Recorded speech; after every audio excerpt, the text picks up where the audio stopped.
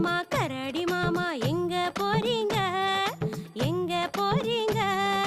காட்டு பக்கம் வீடு இருக்கு அங்கே போறேங்க. காட்டு பக்கம் வீடு இருக்கு அங்கே போறேங்க.